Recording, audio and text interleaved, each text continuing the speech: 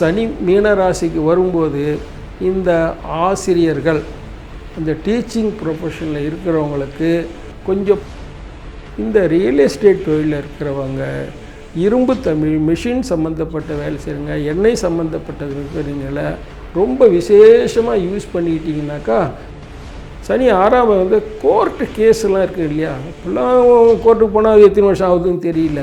இந்த சமயம் தான் நம்மளுக்கு அந்த 3ஆம் இடத்துக்கு வரும்போது தன்னம்பிக்கையும் வரும். மகாலட்சுமி கடாட்சம், மகாலட்சுமி நம்மளுக்கு என்ன கொடுப்பா, நல்லா கவனிச்சுக்கோங்க. பணம், பொருள், செல்வம், வீடு, மனை, வாகனங்கள், பால் பாக்கியம், சுப சௌக்கிய சௌகரியங்கள், சௌபாகியங்கள், தீர்க்க ஆயுள், ஆரோக்கியம், பட்டு வஸ்திர நகை, நல்ல வருமானங்களான 16 விதமான யோகங்களையும் போகங்களையும் மகாலட்சுமி கொடுப்பா. அந்த அவ்வளோ 16 யோகங்களையும் மகாலட்சுமி சனீஸ்வர பகவான் 3ஆம் இடத்துக்கு வரும்போதுங்கிறது காலம்பரை 9 மணிக்கு இருக்கிற எஃபிஷியன்சி சாயந்தரம் 4 மணிக்கு இருக்குமான்னு சொல்ல முடியாது.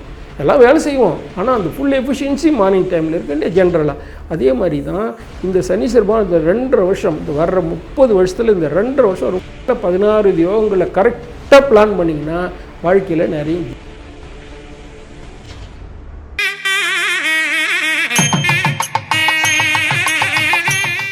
கடவுள் அருள் டிவி சேனலுக்கு உங்களை அனைவரையும் அன்புடன் வரவேற்கிறோம்.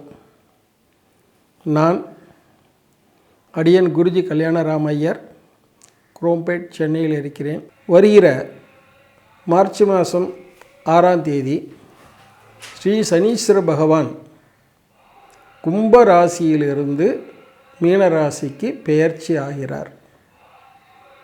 ரைட், இது வாக்கிய பஞ்சாங்கப்படி அன்றைக்கு தான் பெயர்ச்சி ஆகிறார். திருக்கணித பஞ்சாங்கம், வாக்கிய பஞ்சாங்கம் 2 சிஸ்டம் இருக்கிறது. திருக்கண பஞ்சாங்கத்தில் ஆல்ரெடி பெயர்ச்சி ஆயிடுச்சின்னு திருக்கணித பஞ்சாங்கத்தில் சொல்கிறாங்க. ரைட், இருந்தாலும் இந்த வாக்கிய பஞ்சாங்கம் தான் பலன்களுக்கு விசேஷமானது. நம்பர் 1. நம்பர் 2, தமிழ்நாட்டில் இருக்கிற எல்லா கோயில்களையும் இந்த வாக்கிய பஞ்சாங்கம் பிரகாரம் தான் ஃபாலோ பண்ணுறாங்க.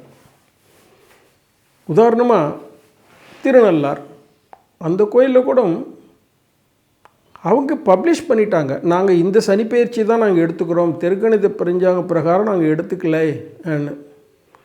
இன்னொரு உங்களுக்கு அடிஷ்னல் இன்ஃபர்மேஷன், ஒரு 10 வருஷத்துக்கு முன்னாடி திருக்கணித பஞ்சாங்கத்தை வாக்கியமே கொஞ்சம் வித்தியாசம் இருக்கும். திருநள்ளாரில் கூட 2ஐயும் கூட நாங்கள் பூஜை பண்ணுறோம்னு சொன்னாங்க. ஆனால் இப்போ வந்துட்டாங்க, இப்படி இந்த வருஷம் அனௌன்ஸ் பண்ணிட்டாங்க, இதுதான் மார்ச் மாதம் 6ஆம் தேதி 6 சனிப்பெயர்ச்சி தான் கரெக்ட்னு அவங்களும் சொல்லிட்டாங்க. அது இருக்கட்டும், எல்லா கோயில்லையும் அந்த வாக்கிய பஞ்சாங்க பிரகாரம் தான் எல்லா அனுஷ்டானங்களும் பார்த்துக்கிறாங்க. ப்ளஸ் நாங்கள் ஜோசியர் பார்க்குறோம். இதில் இந்த வாக்கிய பஞ்சாங்க பிரகாரம் தான் பலன்கள் நல்லா இருக்குது. இன்னும் கேட்டால் தென்னாட்டில் முழுக்க பார்த்திங்கன்னா எல்லா ஊர்லேயும் இருக்க ஜோசியர்களும் அந்த வாக்கிய பஞ்சாங்கம் 28 எல்லாம் சொல்லுவாங்க இல்லையா, அதனால் எல்லாமே இப்படி தான் பண்ணுவாங்க. அதான் வாக்கிய பஞ்சாங்க பிரகாரம் தான் ரைட், அப்படி தான் எடுத்துக்கோங்க. ரைட், பலன்கள் பிரகாரம் அதுதான் கரெக்டாக இருக்குது. ரைட், இப்போது சனீஸ்வர பகவான் கும்பராசிலேருந்து மீனராசிக்கு பெயர்ச்சி ஆகிறார். ரைட், இதில் 7.5 சனி எல்லாருக்கும் தெரியும். அந்த 3 ராசியில் இருக்கும்போது அந்த 7.5 சனி இருக்கும். இப்போ மகர ராசிக்கு விடுபடுறார், மேஷ ராசிக்கு சேர்றார். மேஷ ராசிக்கு இப்போ 7.5 சனி ஆரம்பம். ரைட், இப்போது கும்பராசிக்கு, மீனராசிக்கு, மேஷராசிக்கு 3 இடத்துக்கும் சனீஸ்வர பகவான் 7.5 சனி பலனை கொடுப்பார். அதை பற்றி பலன்கள் என்ன பண்ணணுங்கிறது பிற்பாடி பார்ப்போம். ஆனால் நல்லா கவனிச்சிக்கோங்க, சனி இந்த 3, 6, 11 இருக்கும்போது விசேஷமான பலன்களை கொடுப்பார். அது ஒன்றையும் நல்லா கவனிச்சிக்கணும். 7.5 சனிங்கிறது 12, 1, 2 3ஆம் இடத்துக்கு வரும்போது அது பேர் லக்ஷ்மீகரம்னு பேர். 7.5 சனி முடிஞ்சு அந்த ஒரு 2.5 வருஷம் 3ஆம் இடம் லக்ஷ்மீகரம். லக்ஷ்மீகரம்னாலே மகாலட்சுமி கடாட்சத்தோடு அல்ல, அந்த வருஷம் சூப்பராக இருக்கும். அந்த 2.5 வருஷம் சனீஸ்வரன். அது அடுத்தது 6ஆம் இடம். 6ஆம் இடத்துக்கு வரும்போதும் விசேஷமான பலன்களை கொடுப்பார். அடுத்தது 11ஆம் இடம். 11ஆம் இடத்துல இருக்கும்போது ரொம்ப அதிர்ஷ்டமான டைம். 30 வருஷத்துக்கு ஒரு தடவை தான் அந்த 11ஆம் இடங்க லாபஸ்தானம். 30 வருஷத்துக்கு ஒரு தடவை தான் வருவார். அப்படி வரும்போது அது ஒரு விசேஷமான பலன்கள் கொடுப்பார். இதை கொஞ்சம் கவனிச்சுக்கிட்டோன்னு வச்சுக்கோங்களேன். நம்ம எப்பயுமே ப்ரீ பிளான்டுன்னு உண்டு எல்லாத்துக்குமே சார். சின்ன விஷயமா இருந்தாலும் சரி, பெரிய விஷயமா இருந்தாலும் பிளானிங் இஸ் ரொம்ப முக்கியம். நம்ம இந்த கிரக சூழ்நிலைகளை அனுசரித்து நம்ம வாழ்க்கையை நடத்திக்கிட்டோம்னாக்கா நிச்சயமாக ஜெயிக்கலாம். அதே மாதிரி சனீஸ்வர பகவான் 7 நாட்டு சனியில் கஷ்டத்தை கொடுப்பார், அலைச்சலை கொடுப்பார், பிரச்சனையை கொடுப்பாருனாலும் அஷ்டம சனின்னு ஒன்று இருக்குது. அர்த்தாஷ்டம சனி. அர்த்தாஷ்டமம்னா அர்த்தம் பாதி, அஷ்டமத்தில் பாதி 4, 4ஆம் இடம். 4ஆம் இடத்துல இருக்கும்போதும் கொஞ்சம் பிரச்சனை கொடுப்பார், அஷ்டமத்தில் இருக்கும்போதும் பிரச்சனையில் கொடுப்பார், 7ஆம் இடம் கண்டக சனி இருக்கும்போதும் பிரச்சனைகள் கொடுப்பார். அப்போ நம்ம என்ன பண்ணணும், இதை அனுசரித்து பண்ணிக்கணும். சார் எப்படியாப்பட்ட ஹெல்த்தியாக இருக்கவங்களுக்கு ஒரு நாள் உடம்பு சரியில்லாத போக தான் செய்யும். அப்போ நம்ம என்ன பண்ணுறோம், மருந்துகள் எல்லாம் எடுத்துக்கிறோம். ஏதோ ஒரு மருந்து, அலோபதியோ சித்தா மருந்தோ ஆயுர்வேதமோ எடுத்து சரி பண்ணிக்கிறோம். அது மருந்து சரி பண்ணிக்கினா சரியாக போகுது.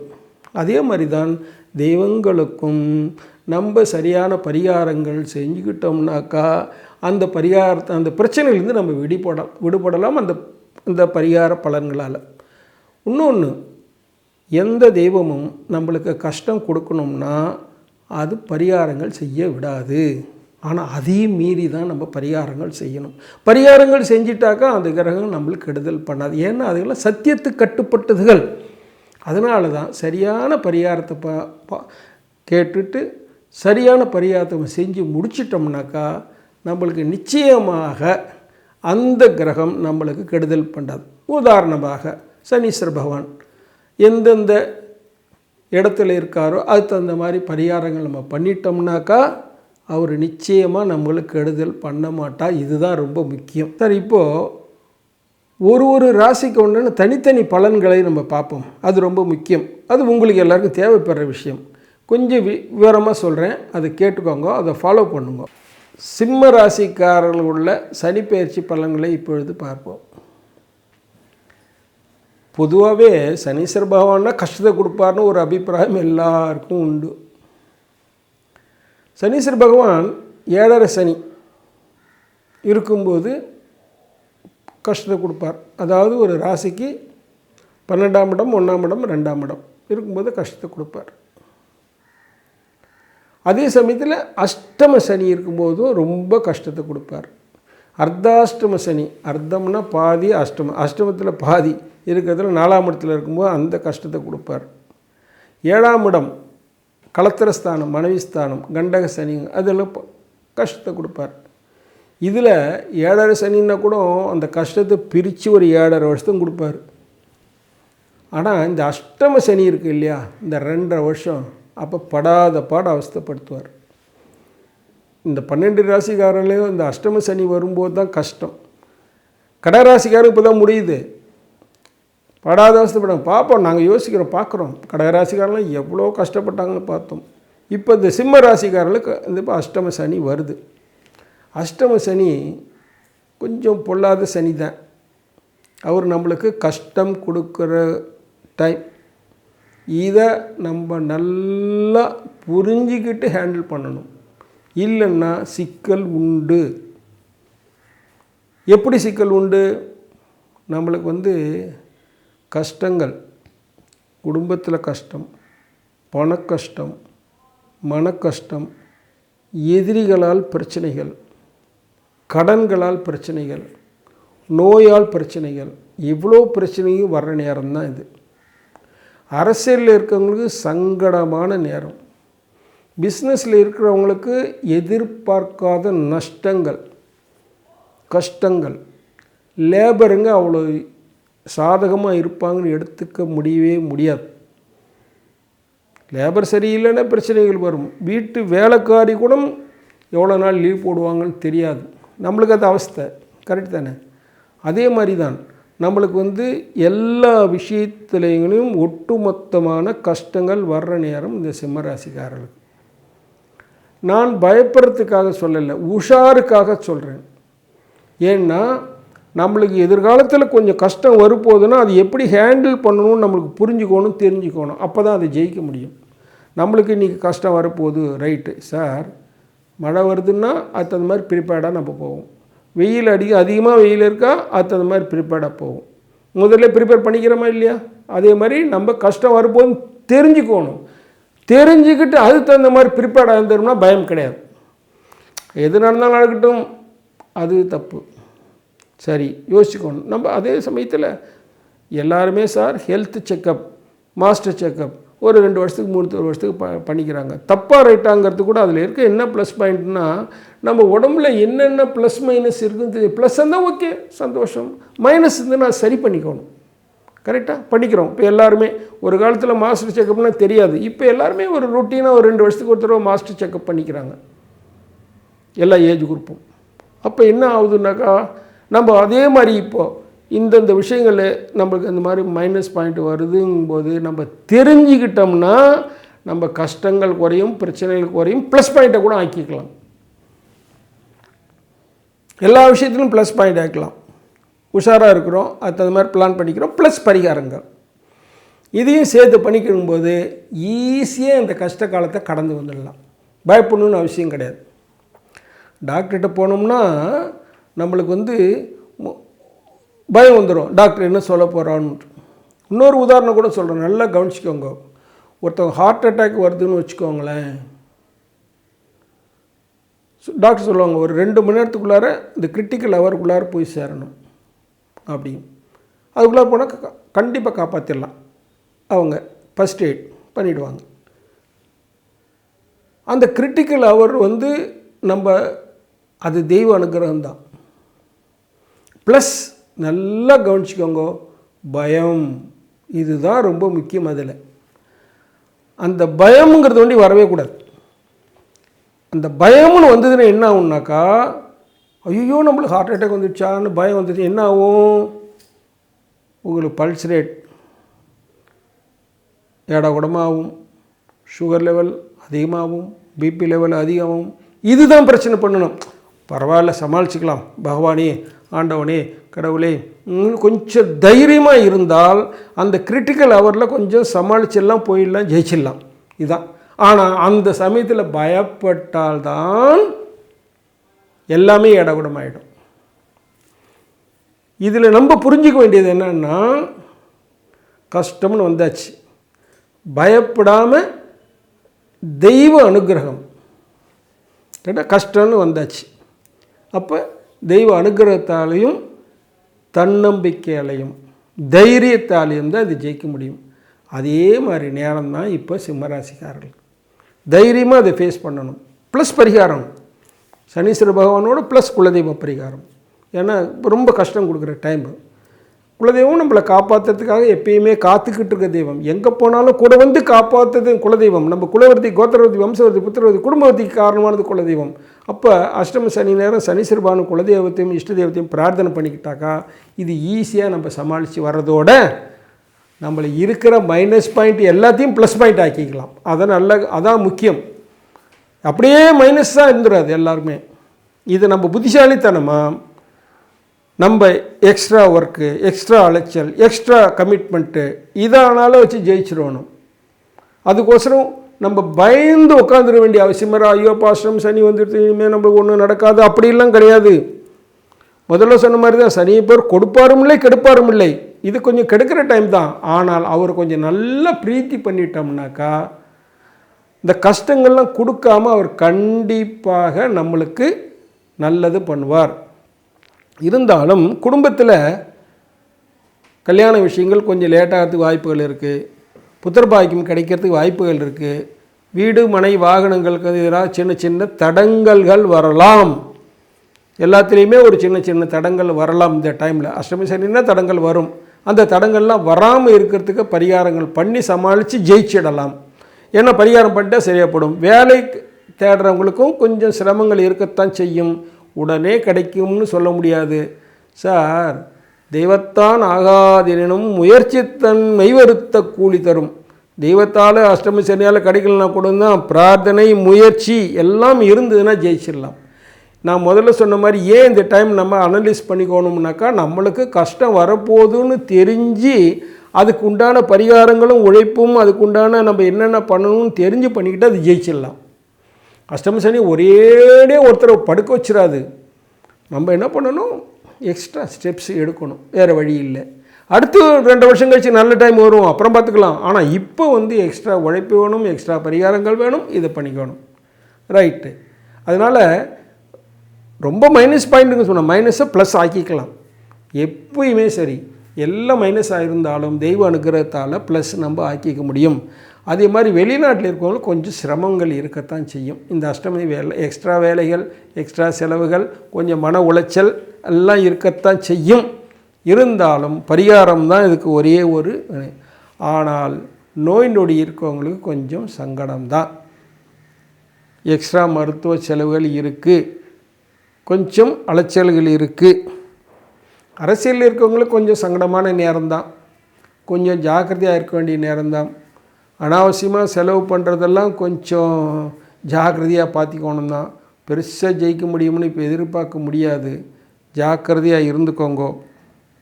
குடும்பத்தில் தான் ஒன்றும் பரிகாரத்தால் தான் நம்ம முன்னுக்கு வர முடியும். கேஷ், ஃபைனான்ஸ், லிக்விடிட்டி இதெல்லாம் கொஞ்சம் சங்கடம் இருக்கிற நேரம்தான். ஜாக்கிரதையாக இருக்கணும். லோன் போட்டோம்னாக்கா கிடைக்கிறது கொஞ்சம் கஷ்டமான நேரம் தான், பரிகாரத்தை பண்ணிக்கணும்.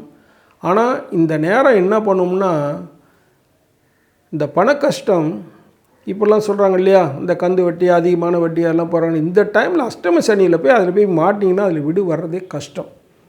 அதனால் அதில் போய் கூடுமான வரைக்கும் மாட்டாத பார்த்துக்கோங்க. அது அப்புறம் அதுலேருந்து வெளியில் வர்றது கொஞ்சம் கஷ்டமாகிடும். அஷ்டம சனியில் மாட்டினவங்க தான் நிறைய பேர் பிரச்சனை ஆகிடும்.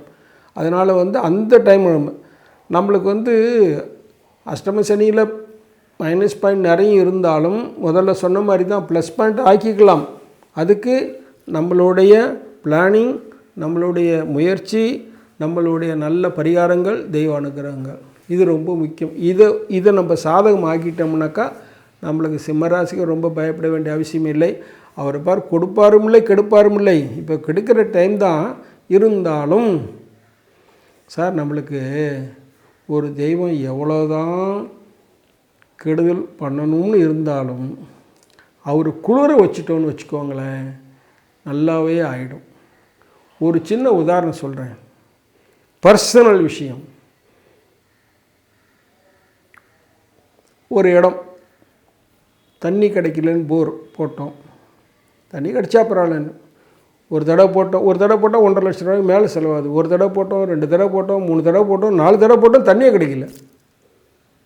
சரி, என்னடா வழி நான் தான் பார்த்தேன். நம்ம ஊர் உலகத்துக்கு எல்லாத்துக்கும் பரிகாரம் சொல்லிக்கிட்டு இருக்கோம். நம்மளுக்கு ஒரு சிக்கல் வருது, என்னடா பண்ணுறதுன்னு பார்த்தேன். உங்களால் நம்ப முடியுமோ என்னமோ தெரியல, 1,10,000 கலச சொம்பு ஜலம் அபிஷேகம் பண்ண நம்ம மடத்தில் இருக்க சனீஸ்வர பகவானுக்கு. நல்லா கவனிங்க, 1,10,000 கலச சொம்பு ஜலம் அபிஷேகம் பண்ண 2 போரில் தண்ணி கிடச்சிது. அபரிவிதமான தண்ணி, அந்த ஊரே அசந்து போகிற அளவுக்கு தண்ணி கிடச்சிது. எவ்வளோ பெரிய விஷயம், எல்லாருக்கும் ஆச்சரியம். 1 லட்சம் சொம்பு ஊற்றணும் யோசிச்சு பாருங்கள். 1000 நாள் கை எவ்வளோ வலிக்கும்னு யோசிச்சு பாருங்கள். அதனால் கஷ்டம். அதனால் யோசிக்காமல் நல்ல பரிகாரங்கள் பண்ணணும். பரிகாரம்னா நான் எப்பயுமே சிம்பிள் பரிகாரம். வருஷத்துக்கு ஒரு தடவை, இந்த 2 வருஷத்தில் வருஷத்துக்கு ஒரு தடவை திருநள்ளார் போயிட்டு வந்துடுங்க. நீங்கள் மட்டும் கண்டிப்பாக வருஷத்துக்கு ஒரு தடவை திருநள்ளார் போயிட்டு வந்துடுங்க. ப்ளஸ் சனிக்கிழமையில் நவகிரக சுத்திர பழக்கத்தை ஏற்படுத்திக்கோங்க. இந்த சிம்மராசிக்காரங்க எல்லாருமே அஷ்டம சனி வந்ததும் உடனே ஒரு வீட்டில் ஒரு கணபதி ஹோமம், நவகிரக ஹோமம் பண்ணிக்கோங்க. ஏன்னா நவகிரகம் பண்ணும்போது எல்லா தெய்வங்களும் ஆகுதிகள் கொடுப்போம். எல்லா தெய்வங்களும் மல்டிவிட்டமின் மாதிரி பண்ணிக்கிட்டிங்கனாக்கா ஈஸியாக இந்த அஷ்டம சனி 2.5 வருஷத்தை கடந்துடலாம். அடுத்து வரும்போது 9ஆம் இடம் 10ஆம் இடம்னு நல்ல பலனை கொடுக்க போகிறார். 11ஆம் இடம் நல்ல பலனை கொடுக்க போகிறார். அடுத்து 7.5 வருஷம் ரொம்ப நல்லா இருக்க போகுது. ஆனால் இந்த 2.5 வருஷத்தில் அடிபட்டுறக்கூடாது இல்லையா நம்ம.